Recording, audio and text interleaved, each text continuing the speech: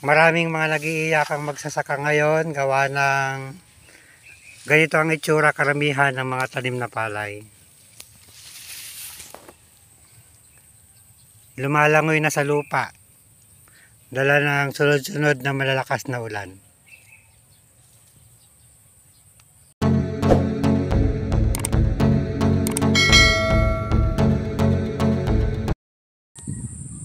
Welcome to my vlog.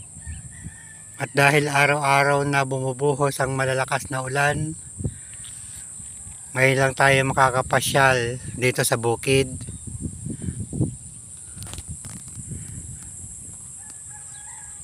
At dahil sa ulan, maraming magsasaka ang nag-iiyakan.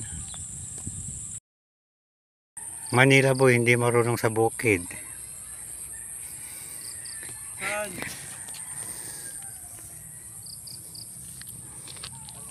Ayan, pwera dulas. Yan, tapak ka dyan, oh. Oo, dyan. Yan. Oh, matigas yan. Nakatawid din na hindi nadulas. Naani na yung ibang part ng palay. Malapit na rin umani dito sa kabilang side na nadadaanan ko, papuntang bukid. Dito naman sa kabilang side, nakaani na. Bago dumating yung mga malalakas na ulan, inapura na nilang anihin para hindi masira. Nagtanim ng gulay sa may irigasyon yung mag-asawa. Balik ka mag-anak din namin.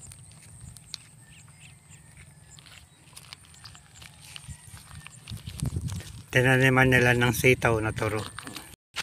Dito umiiyak yung mga magsasaka. Karamihan ng palay nakadapa. Namimita siya ng tanim na sitaw na haba.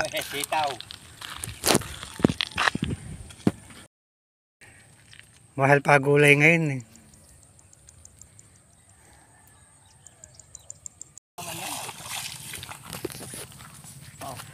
Binigyan kami ng sitaw ng amain namin. Tatahulyo. Salamat sa sitaw. May mga nag-aani uli ng palay, duman ng reaper. Dito na kami sa bukid. Yung katapat na palay dito sa bukid. Malamang umiiyak na rin ang may-ari. Ganito ang itsura ng palay. Lumalangoy na sa lupa.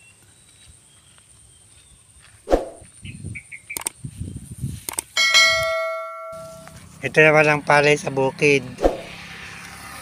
Umiiyak na rin si Mang Jumong at saka si Don Paquito.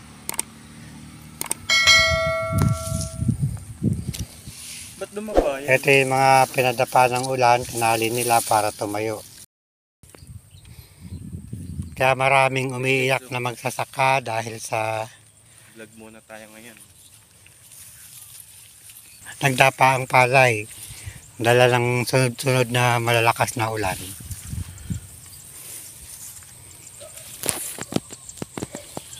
Dito pa lang ito sa may gawing dulo. Papunta tayo sa punuan. Titingnan natin kung ano itsura ng palay sa gawi doon. Nakakaawa naman ang mga magsasaka. Nagdapaan ng palay. Presyo, napakaganda, murang-mura. Ang bigas naman, mahal. Buti na lang kahit papaano nakakapag-stock ng bigas, hindi na kami nabili.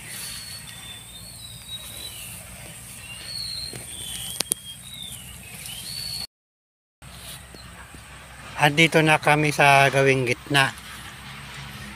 Walang pinagkaiba. Lumalangoy pa rin sa lupa ang palay.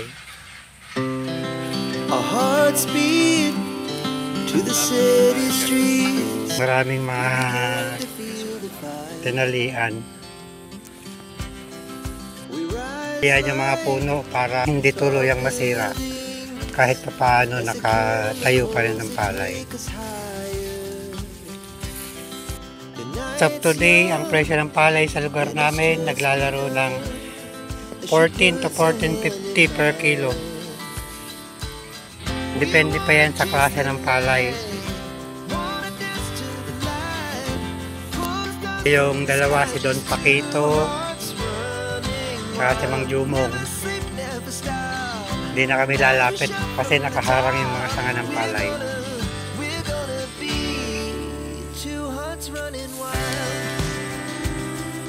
Bali, ito yung gawin ng punuan malapit sa kubo o sa bomba ng patubig.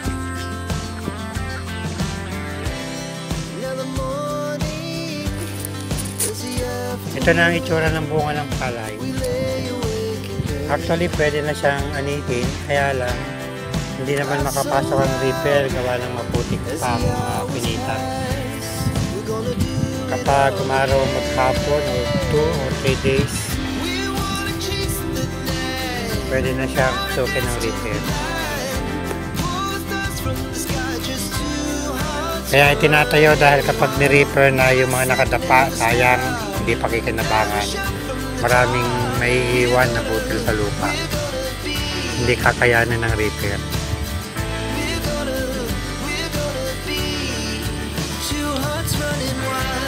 Doon sa may dinaanan namin sa dulo, hanggang dito sa may puno, yan ang itsura ng palay.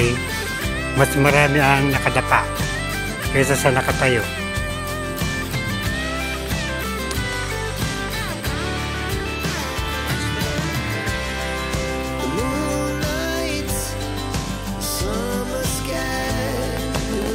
Sakripisyo talaga pagtatali para maitayo ang palay.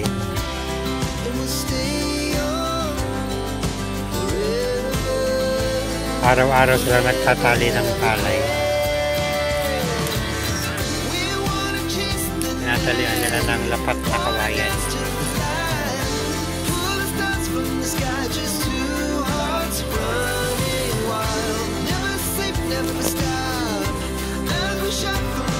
Ay, si Don Paquito, busy.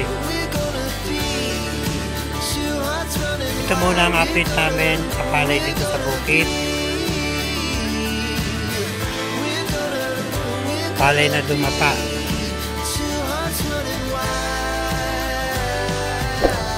Till here. Thanks for watching.